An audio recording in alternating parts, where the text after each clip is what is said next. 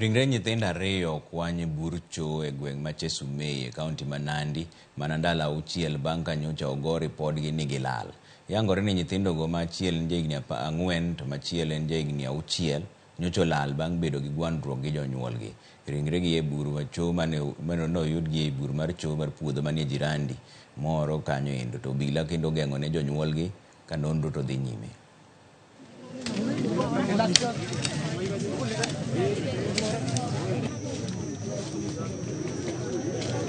Ile watoto alipotea ilikuwa Tuesday.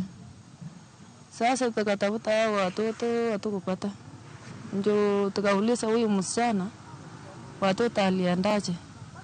Bibi akasema niliwacha watoto, mzee bila alikuwa anataka kunichapa nikakimbia nikawacha watoto. Bila aliwacha watoto hakurudi tena. Tukauliza mzee na watoto iko wapi, akasema mtoto mmoja ndio nilipata kwa mlango hatujui nyingine. Sasa msichana amekuwa tu akihangaika kwa land. Sasa akiomba nyumba hapa, huyu mtu anaenda anamchapa, wanafukuzwa hapo. Hatutaki vita. Wanaenda pengine wanafukuzwa tu hivyo. Sasa alikuwa amechukua ombi lake Chemundu. Akiomba huyu mtu atolewe kwake. Aishi na watoto wake, achunge watoto wake juu. Huyu mtu ataki wale watoto wengine.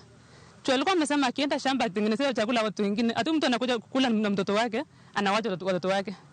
Hata vile ilikuwa imeonekana Chemundu watoto alikuwa amewachapa mpaka imekuwa mkongo ilikuwa imenini tu. The whole issue is under investigation by DCIO, and we will only ascertain the person who did this after the results of interview.